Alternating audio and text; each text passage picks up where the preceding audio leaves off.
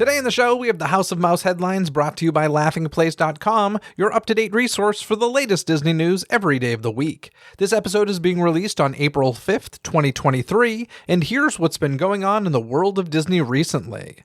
Disney's battle with Florida Governor Ron DeSantis continues, more and increasingly recent live-action remakes are on the way, a new contract for Walt Disney World cast members, and more. Hear the latest news from the Walt Disney Company in today's House of Mouse headlines. Following the footsteps of many other Disney parks around the world, Disneyland Paris is pausing the sale of new annual passes. According to the resort, they're developing a new product range and will share more information later this year. In the meantime, current annual pass holders will have the opportunity to renew. For more information on that, pass holders should be sure to check their email and visit the Disneyland Paris website. Although the 50th anniversary most magical celebration on Earth has come to a close at Walt Disney World, a few things from the celebration will be sticking around, including the Disney Fab 50 statues. In a Disney Parks blog post, it was revealed that the figures will stick around for, quote, just a bit longer after the celebration. No time frame was given, nor was it revealed if they'll be modified to remove the 50th iconography. However, it seems likely that Disney might want to cook up a different Magic Band Plus interaction feature before removing the figures. We'll just have to wait and see. Furthering the narrative that demand for the Star Wars Galactic Star Cruiser continues to soften, Walt Disney World annual pass holders will now be able to claim a sizable discount on select voyages. Pass holders can save 30% on certain dates in April, May, and June of this year. The number of packages allocated for this offer is limited, and the savings are based on the non-discounted price a non-pass holder pays for the same package. Moreover, the deal is limited to one cabin per pass holder and excludes Galaxy-class suites and Grand Captain suites. To book this offer, pass holders can call 1-800-327-2996.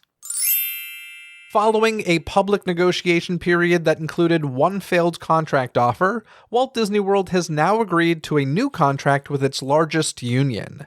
The Service Trades Council Union, which represents about 45,000 of the resort's cast members, overwhelmingly approved the offer, with 97% voting to ratify the contract. This new contract increases the minimum to $17 an hour for new and existing cast members upon ratification, with a minimum of $18 an hour going into effect by year-end for current cast. Additionally, it includes pay increases every year of the contract and full retroactive increased pay dated back to October 2022 for all current cast members. Entry-level rates for newly hired cast will reach a minimum of $18 an hour by 2024. In a statement, Walt Disney World Resort President Jeff Volley said, quote, "Our cast members have always been at the heart of the Walt Disney World experience, and we are thrilled that, with the support of the union, they have overwhelmingly approved this new 5-year agreement that significantly increases wages, alongside our leading benefits program that includes affordable medical coverage and more.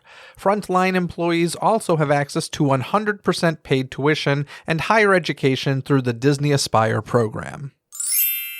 A new limited-time guided tour is now available for booking at Disneyland. The tour, titled Celebrating Disney 100 at the Disneyland Resort, will kick off on April 7th, giving guests the chance to discover fascinating stories of the Walt Disney Company and experience the Disneyland Resort as a living story. This includes visiting special sites and uncovering tales of how Disney has brought magic to life for over a century. Bookings for the 2-hour tour are now available and come at a cost of $110 per person.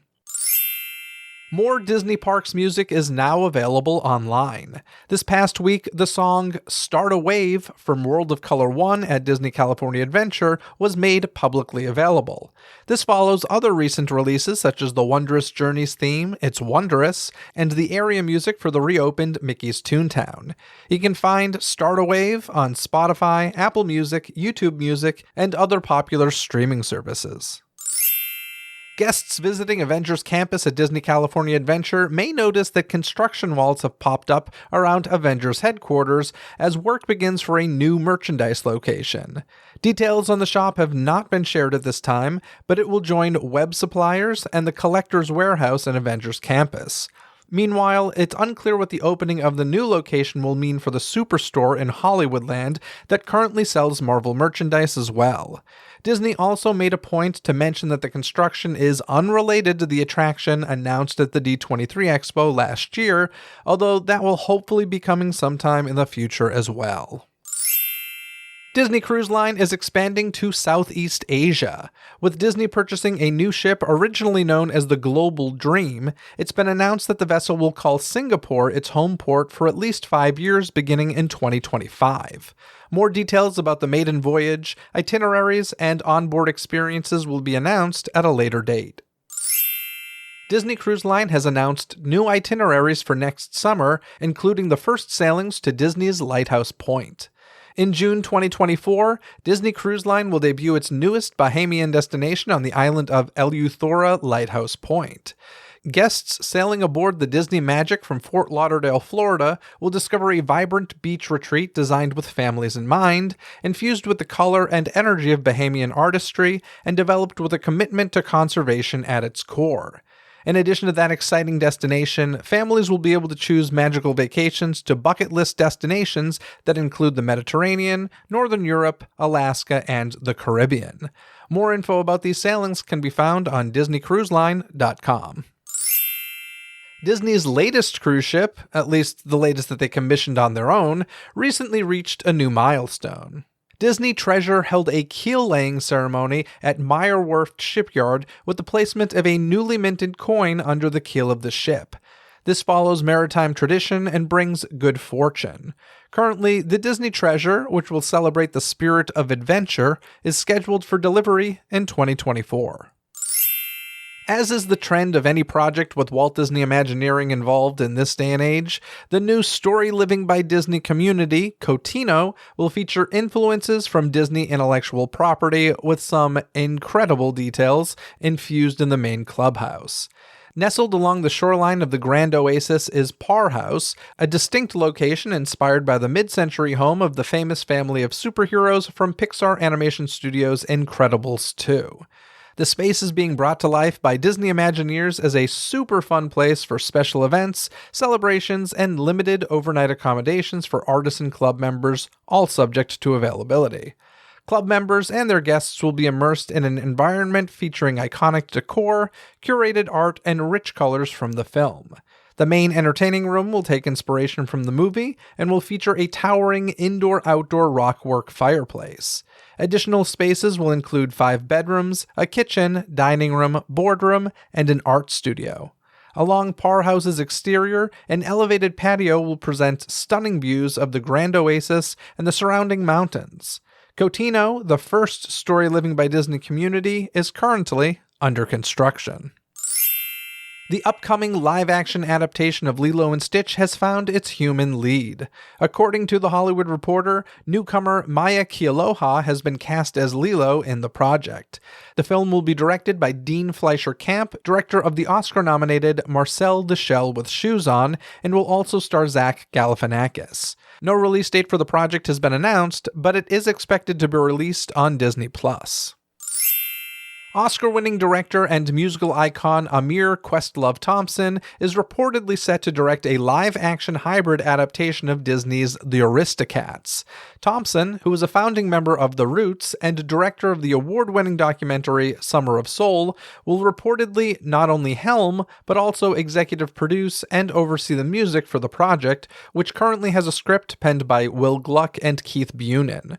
Per usual, no release info for this version of the Aristocats has been revealed just yet. With April now underway, the Walt Disney Company is showcasing the many different ways that all arms of the company are celebrating Earth Month. First, Disney's Animal Kingdom will celebrate its 25th anniversary this Earth Day. In turn, guests can enjoy new sweet and savory treats, specialty merchandise, limited-time character sightings, and a National Geographic photo spot at the entrance of the park in honor of the second season of Magic of Disney's Animal Kingdom on Disney+. Meanwhile, at the Disneyland Resort, guests can enjoy delicious dishes from Paradise Garden Grill's new fully plant-based menu for the Disney California Adventure Food and Wine Festival, now until Tuesday, April 25th. On Disney Plus, National Geographic is exploring the secrets of the elephants with a 4-part series streaming April 22nd, following its premiere on Nat Geo. For much more on Earth Month and Disney's tie-ins, keep an eye on the Disney Parks blog and beyond. And now it's time to bring back Kyle Burbank from laughingplace.com. Kyle, how you doing, my friend? I'm doing all right, Jeff. How about you? I'm doing okay. Are you laughing place? Ha ha ha ha. Do you just laugh every day because you work at Laughing Place? Sure. I had a really good weekend, though, so I'm still a little high from that. We went to C2E2, and I got to go to a Boy Meets World panel on William Daniels' 96th birthday, and it was awesome. That's wonderful. C2E2, remind me, what does that stand for, and is it just like a pop culture convention? It is. It's a Reed Pop convention. They do like New York Comic Con, Emerald City Comic Con, Celebration, Star Wars Celebration, which is happening this weekend.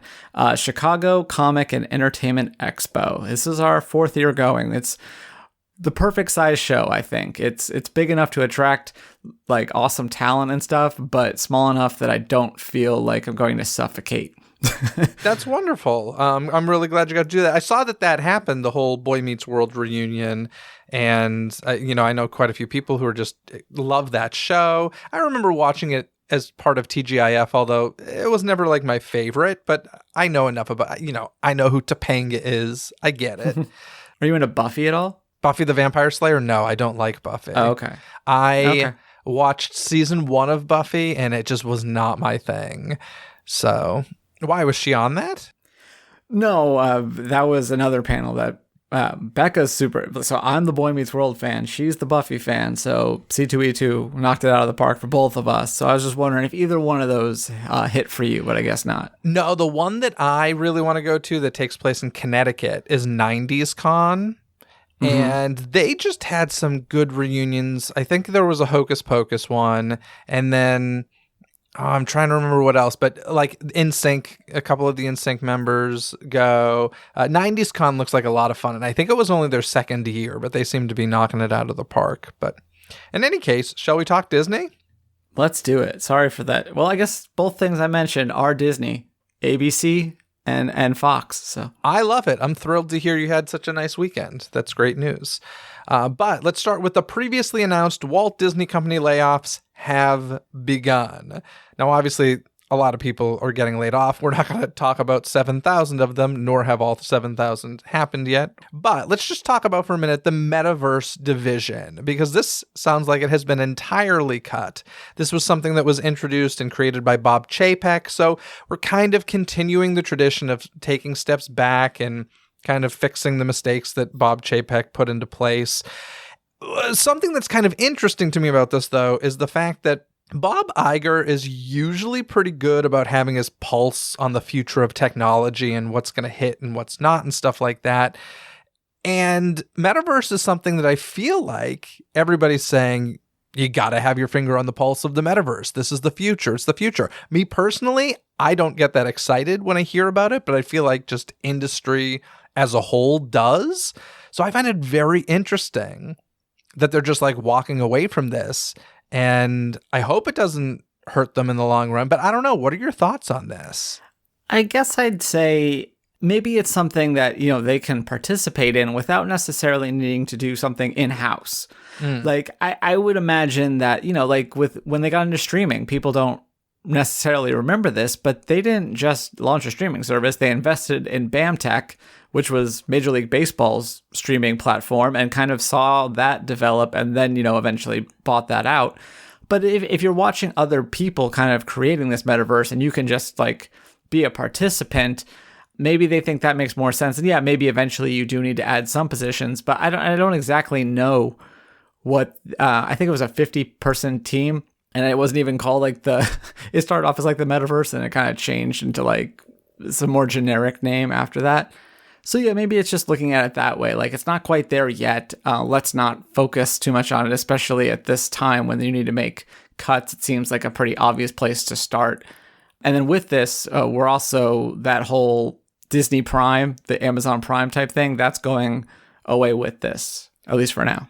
Yeah, so good points. You made some very good points there, but I do find it interesting. I mean, I like what they're doing. To me, it very much feels like the fix the problems of stuff we already have going on before we start investing in new stuff. And like, there's good and bad to that, right? Like, fixing problems is a good thing. But you also don't want to get left behind if there is some new emerging technology that like really is going to change the industry. So I don't know. It feels a little bit different than the way that Iger typically does things, but he's got to make these layoffs. He's got to save money, and those were not going to be cheap endeavors. So I trust Bob Iger more than myself when it comes to knowing what tech to invest in, because I am not that person that like jumps in first and is like, I've got to try the greatest, latest technology. Typically not that guy. So, it'll be interesting to see, but sayonara, more Bob Chapek stuff. So that happened. Also, Ike Perlmutter, chairman of Marvel Entertainment, was laid off. He was informed by phone that the New York-based Marvel Entertainment was redundant and would be folded into larger Disney business units. Now, Perlmutter has been a distraction inside Disney for more than a decade, most recently when he pushed for a friend, the activist investor Nelson Peltz, to join the Disney board. Kyle, I know that you really followed a lot of this stuff, but I just not knowing much about it. Yeah, I think it's redundant to have a Marvel in New York and LA. And I know that that's not that abnormal in the entertainment industry, but like, come on. The important stuff's happening here in LA. It's a convenient excuse, for sure. Yeah, I mean, Perlmutter still remains a huge Disney shareholder from the sale of Marvel to Disney back in the day. But yeah, in addition to the Nelson Peltz thing, of course, one of the many reasons, mostly political, that Perlmutter kind of raises the ire of Disney fans is that, and as Bob Iger recently confirmed, he tried to fire Kevin Feige back in 2015, wanted him gone. So that's when Kevin Feige he used to report to Ike, who reported to the studios and Iger. So now, since that dust up, Feige is reported directly to the studios and kind of cut around that side of Marvel. So yeah, definitely a lot of ding dong the witch is dead, whether or not that's appropriate. But yeah, I'd be interested, I was, like I mentioned, I was at C2E2 and I kind of secretly wanted to ask the editor-in-chief of Marvel whether he was, gearing up to move to LA, whether they're going to just fold any New York offices and put him over there. But of course, I didn't actually do that because I'm sure he wouldn't have been able to tell me anything anyway. Yeah, it sounded like this guy, like tons of responsibilities were taken away from him already. So like he was overseeing the publishing department, which I could be totally wrong, but I don't think that's where most of Marvel's money comes from these days. I mean, most of things with the Marvel brand, no, it'd be merchandise, but comics are growing again. Their circulation's increasing. They have all sorts of different mediums now, or media. So, there's digital comics. There's also, they've been doing these Infinity comics, so kind of adapting to different, just like, people like us are getting used to shooting vertical video for different platforms. There's also now web comics that are vertical scroll. So they're adapting to that, and that business is still viable, and it's still the comics get people into the movies and the movies get people into the comics. So there's still a lot of synergy there. It's not like Marvel's going to stop publishing comics anytime soon. It just means that they're going to reorganize. And to that point, there's going to be a lot more reorganization because, as Iger pointed out in a memo, this is just the beginning. The more expansive layoffs are expected to happen, I think, later this month. Although I have seen reports that it's going to be about 4,000 people, current jobs, and 3,000 open positions. So, which is great news. That means it's 3,000 less actual humans than that scary 7,000 number implies. It's still a massive number, yeah. Not to downplay it, but that's the latest reporting. But obviously, we'll see. But it sounds like they're gearing up for even more just restructuring and figuring out what makes the most sense instead of kind of having anyone who's ever dealt with Disney in different departments might be surprised how little these different segments talk to each other.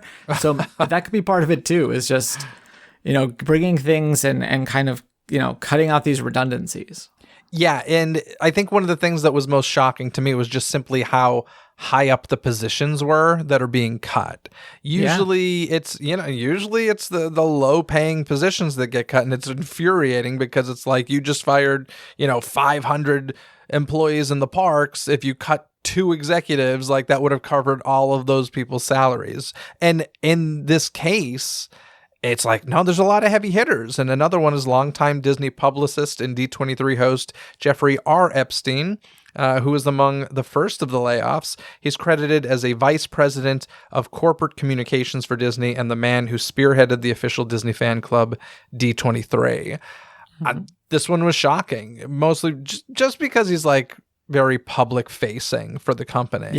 Yeah, for sure. I mean, I know a lot of people associate him with D23. Now, interestingly, he actually doesn't work for D23 directly anymore. He did back in the day. And obviously he hosts things for D23, but D23 does have its own president and other staff and stuff.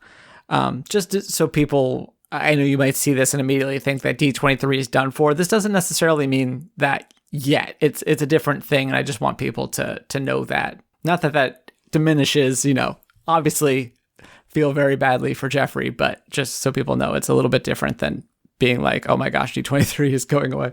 And the thing to keep in mind is he was never actually the head of D23. Before when it started, it was Stephen Clark. Now it's Michael Vargo. So he always had somebody he reported to. So it's not like he is D23. I think he was probably just the most consistent public face for D23. Totally. He's the Disney geek. He was the Disney geek for a while. Yeah, that was one of the first things they did on the YouTube channel. So in any case, no longer. But yeah, let's move on to some more news because Walt Disney World pulled a fast one on Central Florida Tourism Oversight District, previously known as Reedy Creek Improvement District. Now, Kyle, you're usually better at describing these things than I am, so I'll let you go into it if you don't mind, but I will say this just explains so much as to why Disney was so quiet when this takeover happened, because it seemed weird, right? And I guess we all should have known they got something up their sleeves, but holy crap. Yeah, so my understanding as far as the broad strokes is that prior to the bill passing that Governor DeSantis would appoint the board did came to an agreement with Disney and basically gave them a bunch of powers that basically got to retain, like, we need to consult you, the district needs to consult you before different things are made.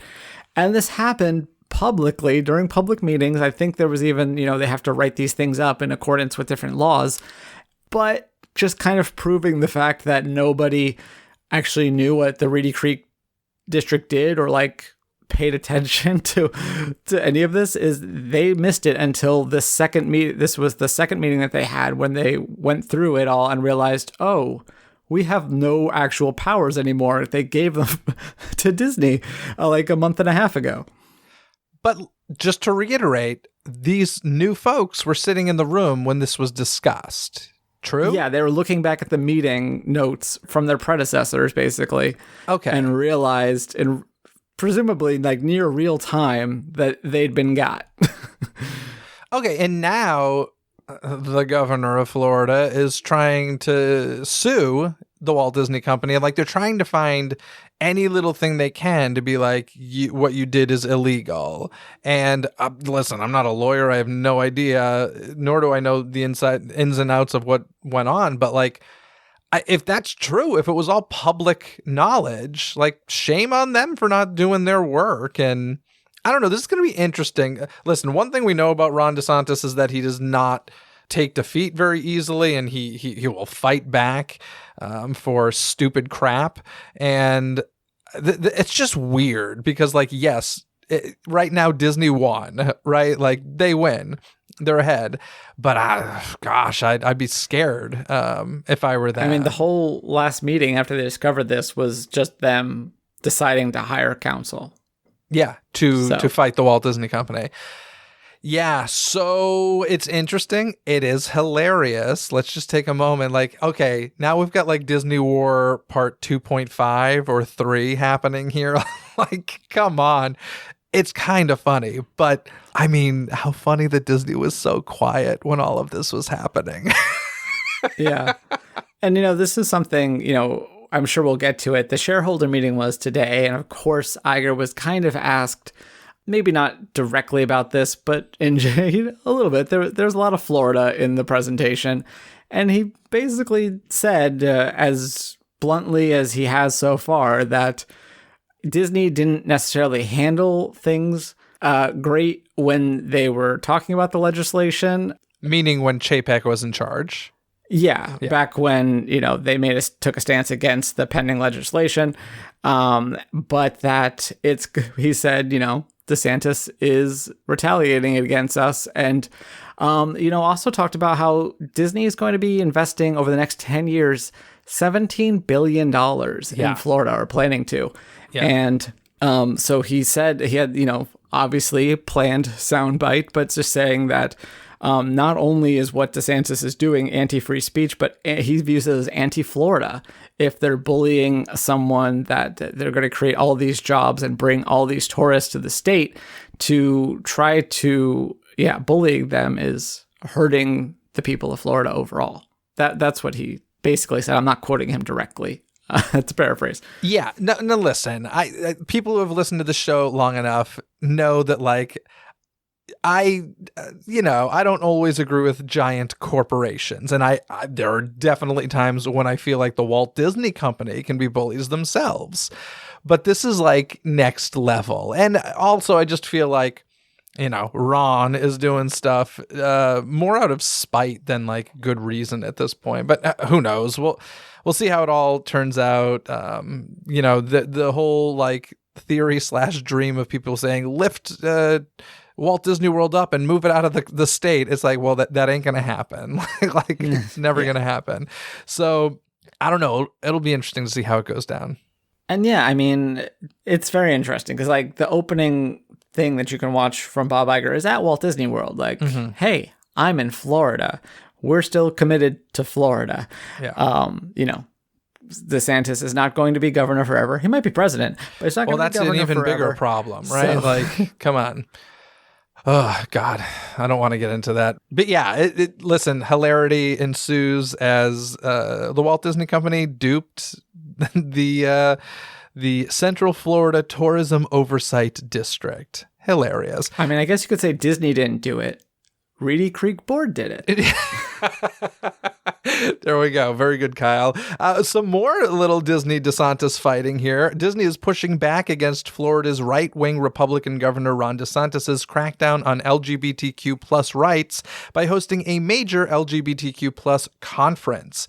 The Out and Equal Workplace Summit has touted itself as the largest LGBTQ plus conference in the world and draws more than 5,000 attendees annually. For the next 2 years, the Out and Equal nonprofit, which focuses on LGBTQ plus workplace equality, will be held at Walt Disney World in Orlando. Now we're just sticking middle fingers up in the air, aren't we?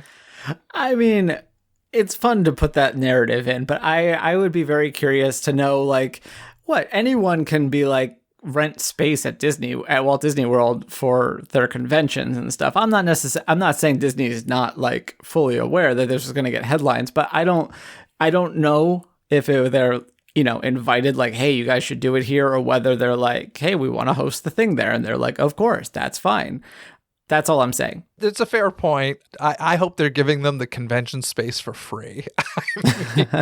I mean, it could be a donation, but yeah, I don't know enough about it to say for sure. But when I was reading this article, I'm just like, okay, I mean, that's an interesting narrative, but I definitely want to know the detail. I mean, I guess I don't care that much, but I would want to know the details before I can be like, yes, Disney is absolutely like wink and a nod. Also, 5,000 people is not that much. I thought that too. When I read 5,000, I'm like, that's not. I mean, literally, Midsummer Scream gets more than that. So it's not a huge convention, but Yeah, in any case, let's move on because we got some concept art leaked from the proposed Epcot Mary Poppins attraction. And this was supposedly leaked from a former Imagineer. And listen, we saw that all the exterior stuff before. That it looks beautiful. The whole Cherry Tree Lane stuff looks gorgeous. What we're seeing for the first time is the indoor of the attraction, which is basically a teacup style attraction, which I think was disappointing for a lot of people. I would say probably not that surprising. I do think if they were going to go for like a traditional flat ride, I'm surprised it's not a carousel given the Mary Poppins history, but this one seems to be leaning more towards Mary Poppins Returns. Instead of teacups, it looks like those china bowls that were featured in the film. And I would assume that this was going to have some pretty cool effects inside, right? It's an indoor teacup. It would be a scene from the world of the live action in the animated world, I assume. So I would assume there are going to be some really cool like effects in there, but who knows? But yeah, a teacup style attraction isn't that exciting. No, it's not. But they can be fun. Like I think I've been on the regular teacups. They're not my favorite, but I do really enjoy things like Mater's. I almost called it by its abbreviation, but Alien Swirling Saucers. Those sort of attractions are pretty fun. Yeah, I mean, they can be. They're just like not 2-hour wait sort of things. And you don't know if this would be a 2-hour wait. Well, exactly. Either, yeah. It looked like they had some pretty cool like queue stuff going on. I mean, listen, you can only zoom into a concept art so much, but I think that this was going to be done in a really nice way. It just wasn't going to be what people wanted it to be, is what it seems to come down to. Yeah, but on the other hand, I guess it would have been kind of nice to have. I mean, Ratatouille is a family attraction, but have something a little bit lesser in. People, I mean, there's only 2 attractions there for so long. So I think any addition, even if it is this, would have been something. But like you're saying, obviously it's not what everyone imagines and wants from a Mary Poppins attraction. You know what I would love to see happen, honestly, is I get the budget's not there right now for them to go full force with this. I would be very happy if they just built the exterior of Cherry Tree Lane and use that as meet and greets and photo ops and stuff. To me, that was the most beautiful part of what we've seen. It looked pretty darn cool. So I would love to see them build that and just go Haunted Mansion style and have it sit there for a long time. Don't say that, you don't have to say the ride is back on. Just have it sit there for a decade and then someday throw a ride in there. I'd be totally content with that. Yeah, it's kind of like what they're doing in DCA right now, where they're like, we're just building a merch store. We're not working on that e-ticket. Don't worry about it. But it's still happening. We promise. Yeah. So in any case, that leaked and that got some buzz this week. Also, something we've talked about in the past is the Avatar experience coming to Disneyland Resort. I wanted to touch on this just because of some verbiage that is on the official D23 website. It says, while details on the coming Avatar experience remain under wraps, it promises to be as amazing as those found at Walt Disney World Resort. Quote, if you've had a chance to experience Pandora, the world of Avatar at Disney's Animal Kingdom theme park, you have a pretty good idea of what Imagineers are capable of, said Disney CEO Robert A. Iger. They're not saying we're getting the land. I just think the words as amazing as is really kind of a ballsy statement, because we talked about this before and we were just like, oh, this is just going to be a small little thing. We thought it would be like, oh, I forget what it was, but one of the overseas parks had some Pandora Avatar exhibition of sorts. And, we're like, is it going to be a photo op? Like, we're really downplaying it. So this as amazing as is shocking. Yeah. Although, did you happen to see the original headline on this article? What was the original headline? It said Pandora. They changed it to Avatar Experience. Oh. Well, here's what I would like to... Okay. Part of this I would like to see happen. Part of this I would not. I think the Redwood Creek Challenge Trail might be in trouble over at Disney California Adventure. And as a whole, I'm like, okay. But then my head immediately goes to Oogie Boogie Bash. And I'm like, I do not want to lose Villains Grove. It is too spectacular. So I would be very sad if that became like a Pandora thing. Now, something I don't think is going to happen, but I would be totally cool with happening. The backside of the Little Mermaid touches Redwood Creek Challenge Trail, I believe. knock the entrance on that side and make it the Navi River journey, and I'd be kind of okay with that. I like that. Although Navi River Journey is Phenomenal. boring. Oh no, I will any day. I will ride Navi River Journey over Flight of Passage. Give me practical over projection any day. I love Navi. I mean, it's not all practical. There's the shaman that's mostly in B mode every time I've gone. Oh really? No, I've never seen it in B mode. That animatronic is stunning. I think I'm 1 for 4. Really? That's very sad. I sincerely feel bad for anybody who experiences that for the first time and doesn't get the animatronic because she's stunning. But yeah, no, I think Navi River Journey is really beautiful. But I don't know, like, what do you think this means? Like, they're going to build Pandora at Disneyland Resort? Either that or Autopia and Star Wars Launch Bay are done. That's getting blown up and it's getting put there. I can't think of anywhere else unless this is part of that. Oh, what was that thing? Disney Forward. Disney Forward. Unless it's part of that, I don't see where else it could go. Yeah, I mean, unless it's, I think that's pretty much what it comes down to, is being able to do that. And that would probably mean doing something with that, like, ESPN building. Like, that's a prime real estate. But you're not going to build Pandora in there, are you? Not just that space, but I'm saying, like, if you had more land and the adjacent parking lot there where they were going to build a whole hotel. Yeah. Yeah, it'll be very interesting. So I guess the Pandora news for Disneyland Resort is way more exciting than we initially thought. And we were downplaying the heck out of it, assuming they're not, really projecting. It's complicated because I don't know if we were necessarily downplaying it. We were just saying, well, this could mean just about anything because of the way they're saying experience. And yeah, it would be amazing. Yeah, you're right. It's ballsy and at the same time doesn't mean anything. And then the fact that they changed the headline from Pandora back to Avatar Experience is very confusing. They're just doing all sorts of weird things. I feel like he's really just trying to get that share price up. He's like, oh, we're making sequels to movies that nobody knew about, like even the songwriters. And we're going to make a live action version of a movie that came out 5 years ago. And It's just very strange right now. Yep. Strange times. Anyway, before we discuss this week's shareholder call, I want to take a moment to remind folks that if you're looking for Disney Coast to Coast bonuses, you should head on over to the DCTC Patreon page. In addition to things like access to unreleased episodes and live stream Ask Me Anythings, you can also get yourself a one-of-a-kind bookmark made out of authentic Disney film strips. There's that and a lot more available to you over on Patreon, so check out the Patreon link in this episode's description.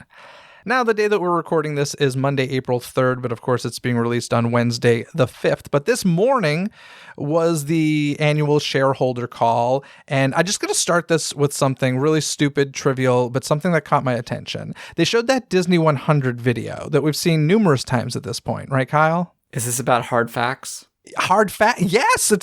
Oh, you know me well. It's about hard facts and some other things. Okay, continue. Was this part of the video before? Because I was like, maybe I just never paid close attention. But I think it's a slightly different version of an ad that had already aired. Okay, then I'm not losing my mind.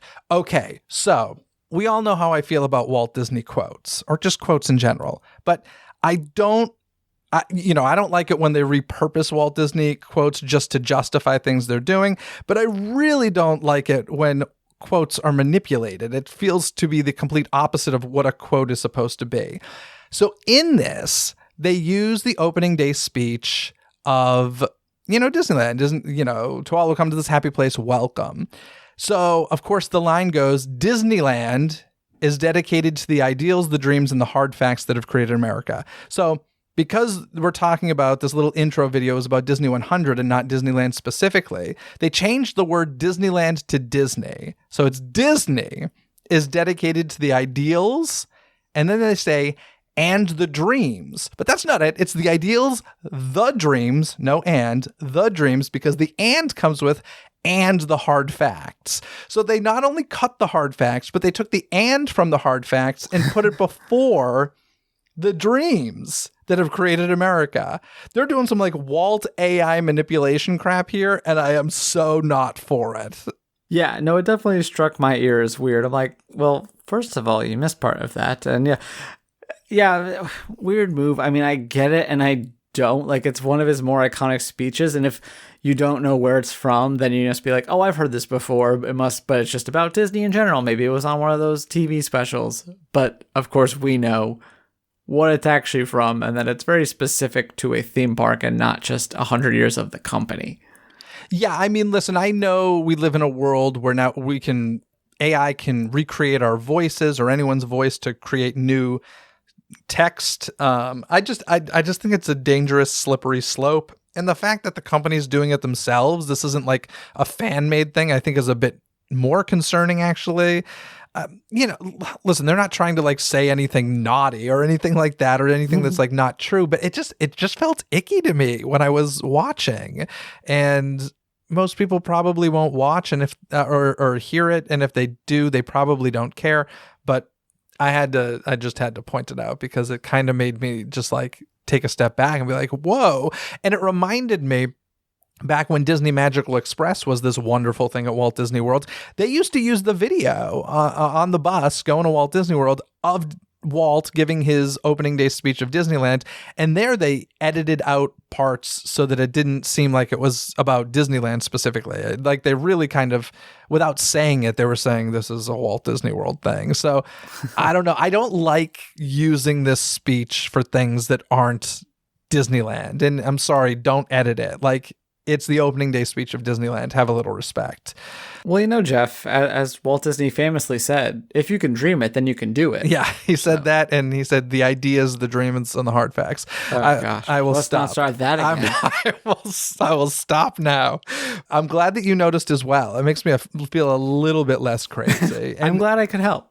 And I'm glad we're both as neurotic as each other. You've either been like talking to me for far too long, and I've just made you insane, or the fact that you knew exactly what I was getting at is kind of hilarious to me. But let's talk about some actual news that came out of there, because I think the most shocking news to me is the fact that we're getting, I mean, I should never be surprised that we're getting another Disney animation to live action movie.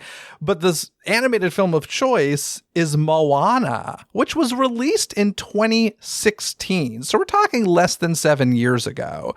So this whole like kind of justification of, oh, well, we're retelling these stories for a new generation goes out the window. Gone, dead. That doesn't make sense anymore. 7 years ain't a new generation. So shooketh is the word that comes to mind. How are you feeling about this? Yeah, I mean, there were so many jokes going around. You're like, all right, so basically 3 movies from now, they'll just basically release the live action and animated at the same time, and then after that the live action will come out ahead of the animated remake. Yeah, I guess because it's so popular on Disney Plus and stuff. And I mean, I will say, like, the movie is ripe to be beautiful if they do it right. Mm-hmm. And it's being produced by The Rock and how do you say her name? Oh, Alihi Cravalho. Yeah, she's EPing as well. They kind of made it seem like The Rock is playing a role in the movie, but that's kind of unclear. Yeah, I don't know. And they're saying, it's very early development, so it might not ever happen. Like, think of how long Pinocchio took from when it was being developed to when it's actually come out. But yeah, I think it's very weird. I was expecting them to say that they were making a sequel because we got the news about Frozen and Zootopia and Toy Story 5, duh. Yeah. He announced those. So I was expecting that they were going to announce a sequel, and they're like, live action. I'm like, what? Now, here's the thing. I think it could actually be a beautiful movie. Like, yeah. But it's going to be very CG heavy because you're not going to make real water do what the water needs to do. James Cameron would. Maui is going to be interesting to see how they do that. So, yeah, it's interesting to me. Now, I made a really, really bad joke online, a bad dad joke. Did you happen to see it? I did. Would you care to repeat it, or should I do it so that you don't get the blame? They could call it Moana. Just like I always wanted Doug's first movie too. Yeah. That's amazing too. Yeah, can you imagine? We got Moana. I think that should be the name of the movie. I just want to know if The Rock is going to demand that Henry Cavill is in this one too. Why was that a thing in the first That's one? an entertainment news joke, just over your head. Okay. Right over the head. Hopefully somebody listening understood it. Oh, he's Superman, right? He's Superman, yeah. He Okay. got him in Black Adam, and then he announced he was back as Superman, and then James Gunn's like, nope, not really. All right. Well, no DC talk on Disney Coast to Coast. All right. Only DCTC. This is talk. DCTC, not DC. Exactly. So in any case, that was the weirdest news, I think, to come out of the meeting. But also, no, it was stated, and I don't think that this had been stated before, correct me if I'm wrong, that the Journey of Water exhibit at Epcot that's inspired by Moana was referred to as the, quote, final element of the Epcot update. I don't think we'd heard that before, had we? Because, of course, Play Pavilion was supposed to be part of that, the Mary Poppins attraction. And well, we knew that the Play Pavilion, yeah, we've known that those things were canceled. But I was holding out for a Spaceship Earth update. I really thought that was going to happen. Well, I mean, it's final for now. It's the last of the things that are on the table and active. And no, to answer your question, like I was like, oh, that's kind of interesting, but it's not against anything we've already known because like Communicore and stuff is supposed to open at the same time. So if this is opening in fall or late 2023 or whatever it is, then yeah, it is the last part of this current evolution. Like, of course, as long as there's imagination left in the world, they'll continue to do stuff. But as far as like the big thing that they announced in whenever that was 2019, was that the D23 2019? Who knows? I think so. I guess that chapter is closest. I guess that means that the Walt statue will be there. Yeah, soon. Dreamer's Point should be finished, which I'm very excited to see in place. Yeah. So yeah, I mean, I guess it is. It doesn't feel like it because there's still some stuff to open, but I don't think it's wrong. It's just, yeah, there was more originally, obviously, like the Play Pavilion and whatever that's going to eventually be. Yeah, remember when the Festival Pavilion was supposed to look way cooler? Yeah. So, yeah, obviously a much, much smaller project than originally anticipated for numerous reasons, right? Like pandemic screwed a lot up. I'm just excited to see construction walls down at Epcot because, gosh, that's been... the entrance has had some major construction walls for a good long time. So it'll be nice to see that quote unquote complete. It's easy to forget how much was actually done, though. I mean, Guardians of the Galaxy is a big addition, or replacement. Ratatouille is new. That whole entry plaza is totally different than it was. They're going to have this Communicore thing that I think is not going to be very exciting, but it is a pretty significant change to the park. So yeah, I mean, I feel like at the same time, it seems like it's so soon that, that's the end of it. What about the rest of it? But it's still, when you look back at how much the park has changed in the past 5 years or whatever, it is pretty significant. Yeah, I think it was just a very elongated process, which is why it's easy to forget. I mean, Harmonious came and went in less time than this construction. Yeah, so. And they're already taking those things out. LED tacos gone. Bye-bye. Cool. Let's move on to a question that is asked every year at the pass holder, or not the pass holder, at the shareholder meeting. And that is, I don't know the gentleman's name, but he always calls in about the Premier Passport. If you don't remember, this was the annual pass that would allow you into both Walt Disney World and Disneyland Resort. I had it for 1 year. But apparently, and this is the first time we heard this, and this may just have been Bob Iger who was ready for this question and expected the call. He even said that, which, by the way, I just want to point out, Bob Iger's really good at these meetings, and I'm always impressed by his wealth of knowledge about everything that's going on in the company, which obviously that's his job, but it's impressive considering how many divisions there are. But I will say this was the first time, and by the way, there was no video of him in any of the live segments. So he was sitting at a telephone. It felt very prepared, and I felt like he was often reading from a script. Did you get the same feel as me or not? I mean, I think for some of the political stuff, he needs to have it probably a little bit more scripted so that he says exactly what he wants to say. I didn't necessarily feel like this part was. I mean, maybe it's just because I've listened to a bunch of earnings calls before, and so it just felt the same as that, except that even they have the same operator taking the questions. It's just that the people on the other end aren't people from, Credit Suisse. They're shareholders who, the same people, like going to the Comic-Con, you're like, oh, hey, funny how the same person manages to get to the first one on the microphone every time, every panel. It's the same people on the phone calling in for the shareholder meeting too. It's amazing. Yeah, so in any case, this gentleman asked, when is the Premier Passport coming back? And for the first time, Bob Iger said, you know what? I expected your call, so we looked into this. There is, quote, limited interest in this, and therefore doesn't financially make sense for the Walt Disney Company to have this program in place. I found this to be kind of interesting. To me, I always just assumed it was like, listen, we need to fix the annual pass program, and therefore it's just part of that. But to hear that there's limited interest surprised me a little bit. Well, I think it's a little bit more complicated. I do think that interest is relatively limited, which is why when you brought in the pass, the cast members rarely knew what it was. When you're asking for your discount, they're like, what is this? This doesn't look like an annual pass.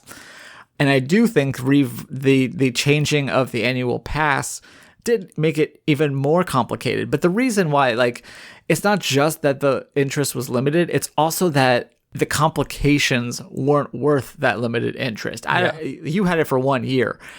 There's so many stupid little things. Like when you buy it, they'd have to call and send a manual email to the other, because they use different ticketing systems. Or when I went to Walt Disney World and wanted the kind that I had the RFID so that I could, use the tap styles. Then when it came back to Disneyland, they needed to give me they couldn't just accept it. They had to give me a comp ticket till they, confirmed it with Walt Disney World and fixed it. There was so many little issues with it that those headaches and whatever technical things that they needed then weren't worth the limit. If it was just a limited demand, then it's well, any money's better than no money. But if you're spending the money to fix these headaches, then it's no longer worth it. So it's kind of a combination, in my opinion. That's not what he said, obviously, but I can kind of infer just based on my experience. Yeah, and it's interesting based on what we were talking about earlier. You were saying how many different divisions don't really talk to each other and know what's going on.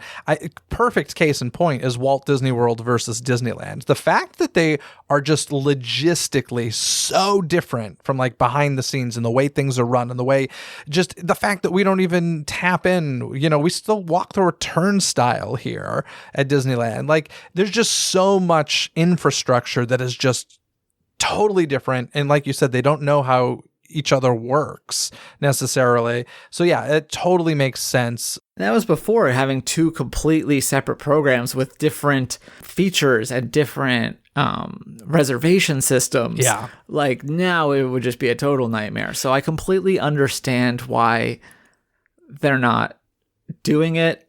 That doesn't make it right. I mean, I'm sure it'd be 10 grand at this point too, but yeah, I mean, listen, it sounds to me the answer was this is your final answer. Don't call again about this was kind of the impression. He'll call back about pin trading next time, how they're taking the pin trading tables away, but yeah, he'll still call. Yeah. And finally, let's just stop. My last point, we can, of course, talk about more if you have more to talk about, but you mentioned it a little bit earlier where, Bob Iger mentioned that they plan on spending $17 billion with a B dollars for Walt Disney World in the next, he said a number of years. Did he say next 10 or 15? I don't remember if he said in Walt Disney World or in Florida. Okay. Fair enough. But still, $17 billion. And I'm not starting any rumors here or anything, but that is potentially a new theme park. Well, if they're moving to Lake Nona, I know that's not $17 billion, but that's something. Yeah, I'd be very interested to know. Our CEO at Laughing Place, Benji, has had talks with Josh D'Amaro, and it's on the record, so I'm pretty sure I can talk about this because I think he talked about it on our YouTube channel. And D'Amaro says that there's plenty of things lined up, and Benji just keeps telling D'Amaro, well, can you announce those? Because obviously fans have a lot of concerns right now. I'm sure they'd love to know what sort of things are coming. Can you please just talk about them? And so we continue to have that frustration as they announce sequels to movies that people may or may not care about and live action remakes of movies that came out 7 years ago. To be fair, and to play devil's advocate here, though, like us, little twerp Disney fans, like when they do give us stuff, listen, things are in all different levels of completion, right? Some are in very early stages. And when they talk to us about that stuff, we complain about it like they did at D23. We have these things we might sort of be doing, and maybe it'll happen, maybe it won't. This is where our head's at right now. So like, I get the not wanting to announce things too early, like a Mary Poppins teacup ride, right? Like we all get bent out of shape when it doesn't come to fruition. So I do understand why they'd be hesitant to announce stuff. Plus things change. Star Wars Galaxy's Edge, we're still not over the fact that we didn't get what we were promised. So I get both sides of the coin. I guess that's why they should be like Universal and just build an entire coaster and hang a flag on it before you actually announce it. And call it a churro stand. Yeah. Yeah, two very different models of how they handle that sort of stuff. It's really interesting. And Disney is kind of on an island there because it's not just Universal that does that. Like right now, my home park of Silver Dollar City is clearly building a new thing, and they're just not acknowledging it. You're like, what's that building? What building? It's like a human version of the sign in Toontown. I was just gonna say, well, to be fair, they did do it in Toontown. What big building? Yeah, oh, man. well, that's because too crazy. Apparently they've announced that this is the last season for Fire in the Hole, and they're building a modern version, but they haven't said the second half of that yet. But it's like the worst kept secret. All right, I'll check out Fire in the Hole, Silver Dollar City. Is that what you said? That's what it is. Okay, I'll Google it later. Excellent. Well, those are the notes I had on the call and just the week in general. Anything else you want to add, Kyle, before we get going? No, I mean, it was simultaneously an interesting and very boring call. Nothing, some blood boiling calls. Other than that, it was not terribly exciting. So yeah, I'd give it a C-. Yeah, so according to some of those callers, the Walt Disney Company really is ruining the youth of the world, supporting all different sorts of people. Hi, Chihuahua. Unbelievable. But anywho, I think that's going to do it. It was an interesting call and some good news this past couple of weeks. So thank you, Kyle. I'll talk to you again in a couple of weeks. I look forward to it, as always. To read more about any and all of the stories you've heard here today, simply visit the show notes link in this episode's description. You've heard the news, and now I want to hear what you have to say about it. What do you think of Moana getting a live-action remake so quickly? Share your thoughts on that or any other topics mentioned in today's episode. Call 818-860-2569, and you may just hear yourself on a future episode of Disney Coast to Coast. Thanks for tuning into this episode. Don't miss any future episodes by subscribing and following Disney with a Z, Coast to Coast on your favorite podcast app where episodes are available 24/7. Until next time, anything you need can be found in this episode's description. From additional information and links discussed in this episode found in the show notes, contact info to reach me, access to the show's official website, some free gifts from me to you, and so much more. So be sure to check out this episode's description. Other than that, folks, have a magical day. Bye!